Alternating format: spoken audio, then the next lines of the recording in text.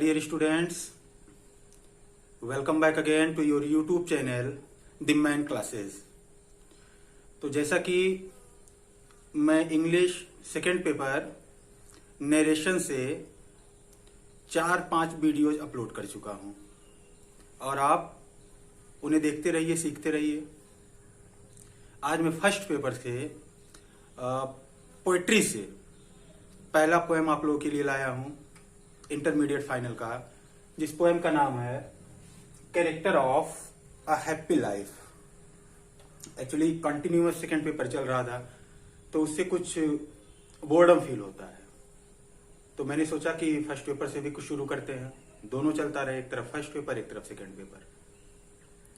तो first paper English intermediate final poetry से आज मैं पहला पोएम लेकर आया हूं आप लोगों के लिए, जिसका नाम है character of a happy life. इसे सर हेनरी ऑटन ने लिखा है, कंपोज किया है। तो इससे पहले कि पोएम शुरू किया जाए, आइए पोएट के बारे में थोड़ी सी जानकारी लेते हैं। तो पोएम का नाम है character of a happy life, जिसकी हिंदी आप लोगों को पता ही होगा। खुशहाल जीवन के या खुशहाल व्यक्ति के लक्षण क्या होते हैं, कैसे व्यक्ति होते हैं जो खुश होते हैं हर कंडीशंस में। इस पोएम में उसी के बारे में बताया गया है। और पोएम को कंपोज किया है 17वीं सेंचुरी के महान पोएट सर हेनरी ऑटन ने, जिनका लाइफ स्पैन था 1568 से 1639, 1568 टू 1639। ये सर हेनरी ऑटन का लाइफ स्पैन था। 1568 से 1639 तक उनका लाइफ स्पैन चला। अब क्या थे ये, अबाउट द पोएट दिया गया है। अबाउट द पोएट आप लोगों को बता देता हूं जितने लाइंस हैं, एक संक्षिप्त में brief description about sir Henry Orton. तो इसमें दिया गया है अबाउट द पोएट में, Orton a famous critic of the 17th century was born in 1568। Sir Henry Orton एक प्रसिद्ध आलोचक, क्रिटिक मीन्स हिंदी में होता है आलोचक, समालोचक, जो आलोचना करते हैं। तो Wotton a famous critic of the 17th century, 17वीं शताब्दी के प्रसिद्ध critic sir Henry Wotton was born in 1568, 1568 में पैदा हुए थे। He was educated at Winchester, वह विंचेस्टर में शिक्षित हुई है। एक कस्बे का नाम है, इंग्लैंड में, इंग्लैंड में स्थित है, वही का एक कस्बा है हैम्पशायर में। तो he was educated at Winchester, वह विंचेस्टर में शिक्षित हुई है। एंड द मिडिल टेम्पल, और मिडिल टेम्पल नामक संस्था में इन्होंने प्रवेश लिया, और मिडिल टेम्पल नामक संस्था में प्रवेश लिया to qualify for practising at the bar. Bar मतलब कई चीजें होती हैं। बार मीन्स रुकावट भी होता है, बार मीन्स रुकावट, हिंड्रेंस, बाधा, और बार मतलब कोर्ट या कचहरी भी होता है। तो यहां पे बार का तात्पर्य है कोर्ट कचहरी से। तो he was educated at Winchester, मैंने बताया विंचेस्टर इंग्लैंड हैम्पशायर में एक कस्बा है। तो वह विंचेस्टर में शिक्षित हुए। एंड मिडिल टेम्पल, और मिडिल टेम्पल में वह शिक्षित हुए। To qualify for practising at the bar, कचहरी के अध्ययन, कोर्ट कचहरी के अध्ययन को, उसके स्टडी को क्वालिफाई करने के लिए, पास करने के लिए इन्होंने मिडिल टेम्पल में भी अध्ययन किया। He was not only a poet, वह सिर्फ एक कवि ही नहीं थे, वह सिर्फ एक कवि ही नहीं थे। He was not only a poet, वह सिर्फ एक कवि ही नहीं थे, बट ऑल्सो ए डिप्लोमैट, बल्कि एक कूटनीतिज्ञ थे। डिप्लोमैट मतलब कूटनीतिज्ञ। तो वह सिर्फ एक कवि ही नहीं थे, उनके अंदर पॉलिटिक्स के भी गुण थे। वह एक डिप्लोमैट, कूटनीतिज्ञ भी थे। So he was made agent, इसलिए उन्हें एजेंट बनाया गया, कार्यकर्ता। And secretary to the earl of एसे, और अर्ल ऑफ एसे नामक इंस्टीट्यूट नामक संस्था का इन्हें सेक्रेटरी नियुक्त किया गया, सचिव बनाया गया। सेक्रेटरी मीन्स होता है सचिव। तो सर हेनरी ऑटन की क्वालिटी की वजह से उन्हें एजेंट भी बनाया गया और सेक्रेटरी भी बनाया गया। कहां के लिए? अर्ल ऑफ एसे के लिए। ही वॉज मेड अम्बेसडर, उन्हें अम्बेसडर भी बनाया गया। हर देश का एम्बेसडर हर देश में होता है, या यूं कहो हर देश की एम्बेसी हर देश में होती है। अब जो एम्बेसी में रहते हैं, जिसे दूतावास कहा जाता है, उन्हें एम्बेसडर कहा जाता है। तो ही वॉज मेड अम्बेसडर, उन्हें अम्बेसडर भी बनाया गया, राजदूत भी बनाया गया। At the court of Venice, Venice के न्यायालय के, उन्हें वेनिस के न्यायालय का कोर्ट भी बनाया गया। वेनिस के न्यायालय का उन्हें अम्बेसडर राजदूत भी बनाया गया। किसे? सर हेनरी ऑटन को। जॉन डन, जो लोग लिटरेचर से होंगे, जॉन डन का नाम सुनते ही मेटाफिजिकल पोएट्री उनके माइंड में आ गई होगी कि जॉन डन फार फेस्ड इमेजिनेशन लिखते थे, मेटाफिजिकल पोएट थे। 2 legs of a single compass, जब आप लोग पढ़े होगे ग्रेजुएशन में, आपको पता होगा। तो John Donne and Jack Walton, ये अपने समय के फेमस पोएट थे। तो John Donne and Jack Walton were his notable friends, उनके अच्छे मित्रों में से थे ये दोनों। जॉन डन और Jack Walton sir Henry Wotton के नोटेबल फ्रेंड्स, उल्लेखनीय अच्छे मित्रों में से हुआ करते थे। हिज फेमस राइटिंग्स आर, उनकी प्रसिद्ध रचनाएं हैं। सर हेनरी ऑटन की जो प्रसिद्ध जो मास्टरपीस वर्क्स हैं वो हैं character of a happy life, जो आज का टॉपिक है, जो पोएम आज आपको पढ़ाऊंगा, ये इनके नोटेबल वर्क्स में से हैं। तो हिज फेमस राइटिंग्स आर, उनकी प्रसिद्ध रचनाएं हैं character of a happy life.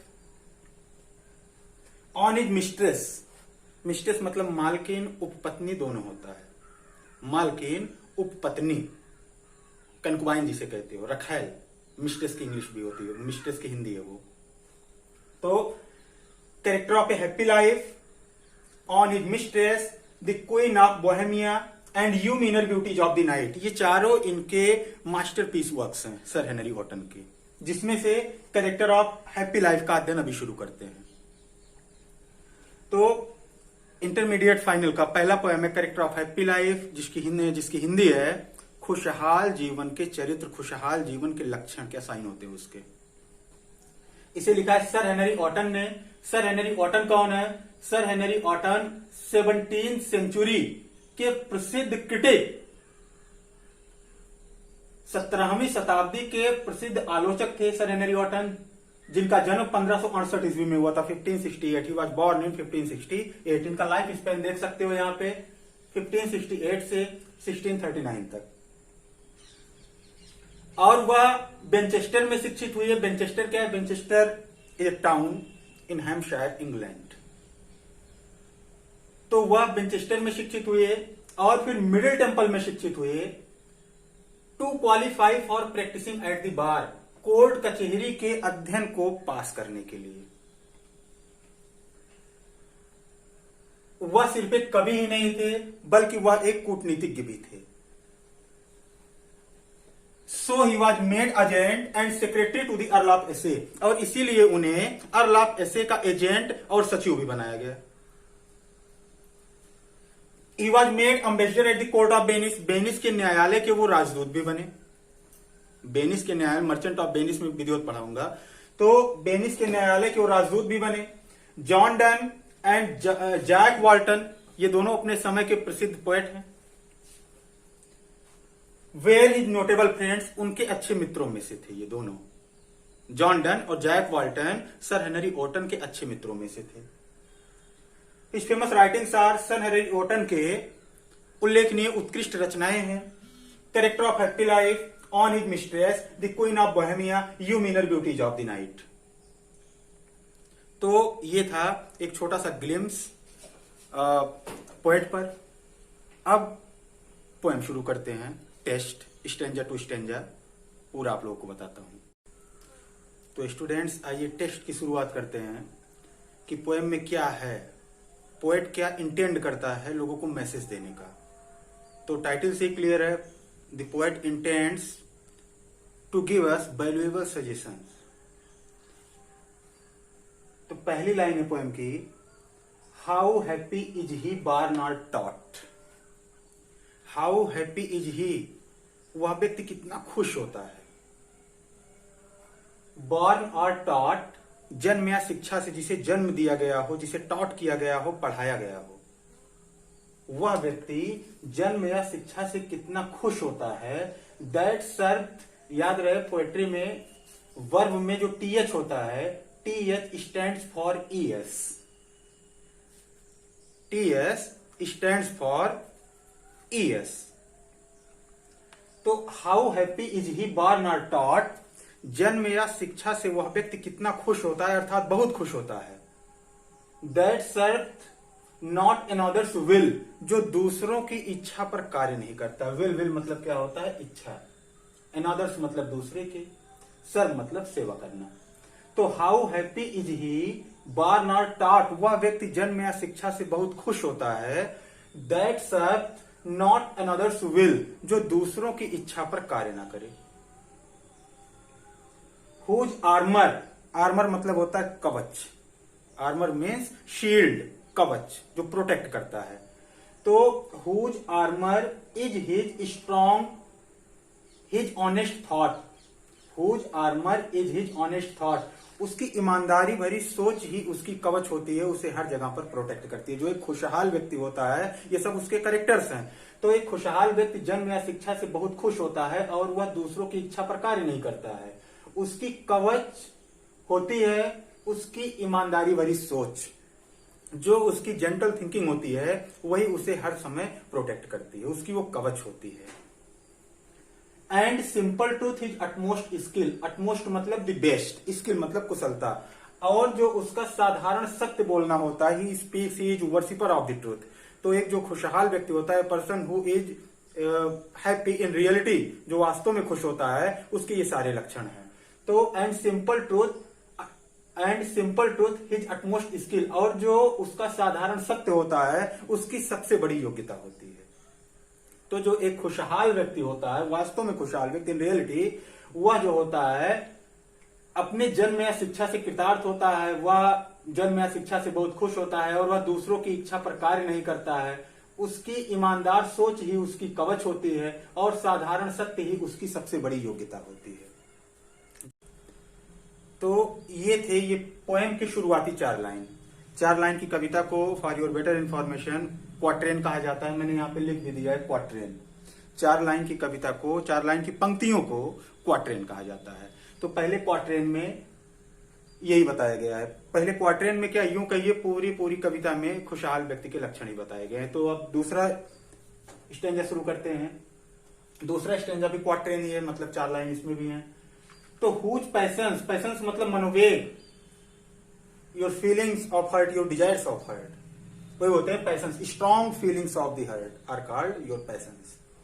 तो whose passions not his masters are, उसके मनोवेग उसके स्वामी नहीं होते, अर्थात वो अपने मन की इच्छाओं का दास नहीं होता, मन की इच्छाओं का गुलाम नहीं होता। एक जो वास्तव में खुशहाल व्यक्ति होता है, उसके मनोवेग, उसके जो स्ट्रॉन्ग फीलिंग्स होते हैं हर्ट के, वो उसके मास्टर नहीं होते, उसके मालिक नहीं होते, अर्थात वो अपनी इच्छाओं का गुलाम नहीं होता है एक खुशहाल व्यक्ति। Whose soul is still prepared for death, जिसकी आत्मा हमेशा प्रिपेयर रहती है। स्टिल मतलब हमेशा भी होता है एडवर्ब में, कंजंक्शन में इसका मतलब फिर भी होता है, एडवर्ब में इसका मतलब होता है हमेशा। तो whose soul is still prepared for death, उसकी आत्मा हमेशा मृत्यु के लिए प्रिपेयर्ड रहती है। He does not fear of death, वो मृत्यु से नहीं डरता है। Untied unto the word with care, word with care मतलब सांसारिक चिंताएं, सांसारिक सुख संपत्ति की चिंताएं। तो जो खुशहाल व्यक्ति होता है अनटाइड, टाइड मतलब बधा हुआ, अनटाइड मतलब स्वतंत्र, लिबरेट, फ्री। तो एक जो खुशहाल व्यक्ति होता है अनटाइड होता है, unto the world with care, संसार की चिंताओं से, सांसारिक चिंताओं से वह पूर्ण रूप से मुक्त होता है एक खुशहाल व्यक्ति। और प्रिंसली लव, प्रिंसली लव मतलब राजाओं का प्रेम, बड़े लोगों का प्रेम, बड़े लोगों का समर्थन, उनसे भी मुक्त होता है वो। और बल्गर ब्रीथ या फिर आलोचना करने वाले लोगों से मुक्त होता है, जो हमेशा आलोचना ही करते हैं, गलत ही बोलते हैं उसके बारे में, तो उनको अटेंशन नहीं देता है। He does not pay his attention to what others say about him. तो एक खुशहाल व्यक्ति के मनोवेग उसके स्वामी नहीं होते, या यूं कहो एक खुशहाल व्यक्ति अपने मनोवेगों का गुलाम नहीं होता, जिसकी आत्मा हमेशा मृत्यु के लिए तैयार रहती है। Whose soul is still prepared for death। एक खुशहाल व्यक्ति की आत्मा हमेशा मृत्यु के लिए तैयार रहती है, वो मृत्यु से नहीं डरता है। Untied unto the world with care। संसार की चिंताओं से, सांसारिक वस्तुओं, भोग, लग्जरियस लाइफ से वो फ्री होता है, तो सांसारिक चिंताओं से मुक्त होता है। ऑफ प्रिंसली लव और बल्गर ब्रीथ। बड़े लोगों के प्रेम अर्थात राजाओं के प्रेम, राजकुमारों के प्रेम, उनके समर्थन या फिर आलोचना करने वाले लोगों से भी वो मुक्त होता है, अपने आप को कट ऑफ किए रहता है इन लोगों से। तो पहले क्वार्टरेन में और दूसरे क्वार्टरेन में कंटिन्यू यही बताया गया खुशहाल व्यक्ति के चरित्र लक्षण क्या होते हैं। अब जो तीसरा स्टैंजा है उसमें 8 लाइन्स है, तो 8 लाइन के स्टैंजा को क्या कहा जाता है? ऑक्टेव। मैंने यहाँ पे लिख दिया। 4 लाइन की पंक्तियों को क्या कहा जाता है? क्वार्टरेन, और 8 लाइन की पंक्तियों को ऑक्टेव कहा जाता है। तो देखिए ऑक्टेव में क्या कैसे है, तो इसमें है हु हाथ हिज लाइफ। हाथ मतलब पोएट्री में हाथ लिखा, हाथ मतलब होता है हैज, हैव, जनरली हैज या हैव। तो हु हाथ जो रखता है, अर्थात एक खुशहाल व्यक्ति है वो रखता है हिज लाइफ अपने जीवन को फ्रॉम र्यूमर्स फ्रीड, अफवाहों से मुक्त। र्यूमर मतलब फॉल्स इंफॉर्मेशन, उसके बारे में अदर्स क्या कह रहे हैं क्या नहीं कह रहे हैं, इससे वो अपने आप को, अपने जीवन को कट ऑफ किए रहता है। तो who hath his life from rumours freed, जो अपने जीवन को र्यूमर से अर्थात फॉल्स इंफॉर्मेशन से फ्री किए रहता है, मुक्त किए रहता है, खुशहाल व्यक्ति के लक्षण है। हुज कॉन्सियंस मतलब अंतरात्मा, इनर सोल। कॉन्सियंस मतलब अंतरात्मा। तो whose conscience is his strong retreat, जिसकी अंतरात्मा उसकी स्ट्रॉन्ग रिट्रीट, मजबूत शरण स्थल होती है। रिट्रीट मतलब शरण स्थल, a place where you can take shelter. तो उसकी अंतरात्मा ही, एक खुशहाल व्यक्ति की अंतरात्मा ही उसकी मजबूत शरण स्थल होती है। वो किसी मैटर में फंसता है तो अपनी अंतरात्मा से मनन करता है, डिस्कस करता है कुछ फाइंड आउट करने के लिए। Whose state can neither flatterers freed. Flatterers मतलब चापलूस, जो आपके मुंह पर आपको खुश करने के लिए बातें करें, वो क्या होते हैं? फ्लैटर्स होते हैं। जो एक्ट करते हैं फ्लैटरिंग होता है। तो हुज स्टेट जिसका जीवन, स्टेट मतलब जीवन अवस्था, कैन नाइदर फ्लैटर्स फीड, ना तो कभी चापलूस प्रभावित करते हैं। Means a person who is happy in reality knows what other persons want from him. वो तुरंत जान जाता है वो उससे चाहते क्या है, किस टाइप के व्यक्ति को तुरंत ऑब्जर्व कर लेता है खुशहाल व्यक्ति। तो whose state can neither flatterers feed, जिसका जीवन जो होता है वो चापलूस कभी प्रभावित नहीं कर पाते, फीड नहीं कर पाते। Nor ruin make oppressors great. Oppressors means tyrants, अत्याचारी। तो nor ruin make oppressors great, और ना ही बर्बादी बर्बाद करने वाले को महान बनाती है। मतलब a person wants to affect a real happy person, but he does not. Then in revenge, he can kill the person. But killing the person is not going to make him a great one. तो ये चीजें होती हैं। तो अगर कोई व्यक्ति, flatter व्यक्ति किसी खुशहाल व्यक्ति से अपना काम निकलवाना चाहता है, लेकिन वह उससे प्रभावित नहीं हो रहा है और वो चिढ़ में आके, रिवेंज में आके उसको किल कर दिया, तो जो उसको किल किया ये एक्ट कभी बर्बादी बर्बाद करने वाले को महान नहीं बनाती है। तो खुशहाल व्यक्ति को बर्बाद करने वाला कभी महान नहीं हो सकता, और नोटरियस ही होगा, फेमस नहीं। तो whose state can neither flatter feed, तो एक खुशहाल व्यक्ति का जो जीवन होता है वो चापलूसी से प्रभावित नहीं होता। Nor ruin make oppressors great, और ना ही बर्बादी बर्बाद करने वाले को महान बनाती है। अत्याचारियों को, ऑपरेसर्स मतलब अत्याचारी, ना ही बर्बादी अत्याचारियों को महान बनाती है। हु इनवीज नन, जो किसी भी ऐसे व्यक्ति से इन्वाय नहीं करता, द्वेष नहीं करता। इन्वाय मतलब द्वेष करना। हु इनवीज नन, वो किसी भी ऐसे व्यक्ति से द्वेष जलन नहीं रखता है। हुम चांस डथ रेच, जिसे अवसर ने उठाया हो, जो भाग्यवश by chance leap and bound बहुत प्रोग्रेस कर गया हो, वह उससे द्वेष नहीं करता है। एक खुशहाल व्यक्ति की कोई तरक्की कर गया, वह उससे ईर्ष्या करे, इन्वाय करे, नो। नॉर वाइस, ना तो उससे कोई जलन रखता है, द्वेष भावना रखता है। दोनों लगभग एक ही चीज है, इनवाय वाइस, द्वेष रखना, जलन रखना, घृणा करना। तो एक खुशहाल व्यक्ति, एक तरक्की करने वाले व्यक्ति से कभी द्वेष नहीं रखता, उसे जलन नहीं रखता है।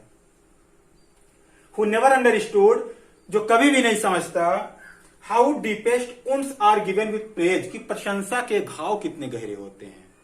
मतलब किसी को और कॉन्फिडेंट कर दो और उसके बाद उसके साथ चीट कर दो। खुशहाल व्यक्ति कभी भी इन चीजों को समझ ही नहीं पाता। क्यों? क्योंकि वह चापलूसों से प्रभावित ही नहीं होता, तो वो जानेगा कैसे कि चापलूसी में कैसे किसी के साथ घात किया जाता है। तो एक खुशहाल व्यक्ति कभी भी नहीं समझ पाता कि प्रशंसा के घाव कितने गहरे होते हैं, क्योंकि वो प्रशंसा से कभी ओवर कॉन्फिडेंट होता ही नहीं। He can recognise very easily the flatterers, वो फ्लैटर को बहुत आसानी से पहचान लेता है, इसलिए वो कभी भी नहीं समझता कि प्रशंसा के घाव कितने गहरे होते हैं। तो हु नेवर अंडरस्टूड, हु मतलब कोई भी खुशहाल व्यक्ति, वह खुशहाल व्यक्ति जो होता है कभी भी नहीं समझता हाउ डीपेस्ट उन्स आर गिवन, की प्रशंसा के जो घाव होते हैं वो कितने गहरे होते हैं। गिवन विद प्रेज, की प्रशंसा के घाव कितने गहरे होते हैं, कितने गहरे घाव मिलते हैं प्रशंसा में, वो इस चीज को समझता नहीं, क्योंकि ओवर कॉन्फिडेंट नहीं होता। नॉर रूल्स ऑफ स्टेट, राज्य के नियमों का वो फॉलोअर नहीं होता। दिया गया है नॉर रूल्स ऑफ स्टेट, राज्य के नियमों का वो पालन नहीं करता है, बट रूल्स ऑफ गुड, लेकिन अच्छाई के नियमों का पालन करता है। वह चीजें जो अच्छी हैं, that is good for the society, for him and for the others, उन चीजों का वो स्ट्रांग फॉलोअर होता है, हार्ड फॉलोअर होता है। जरूरी नहीं है राज्य के नियमों का वो अनुयायी हो, नहीं, वो खुद ऑब्जर्व करता है what that is good, he will follow. तो स्टूडेंट्स, लास्ट के 2 क्वार्टर रह जा रहे हैं, उन्हें मैं कल के वीडियो में अपलोड करूंगा। फिर उसके बाद उसे एक्सप्लेन करके बताऊंगा पूरे पोएम का एक्सप्लेनेशन, कैसे आपको लिखना है, कैसे मार्क्स आप ऑब्टेन कर सकते हो, अच्छे से अच्छा मार्क्स। तो बस आज के लिए इतना ही रहने देते हैं। जो 2 क्वार्टर बचे हैं उसे कल बताते हैं। आप बैक करके देखिए, सुनिए, जो मीनिंग्स हो उसमें उसे नोट करिए, और घर पे रहिए, सुरक्षित रहिए। टेक केयर, फिर कल मिलते हैं, बाय।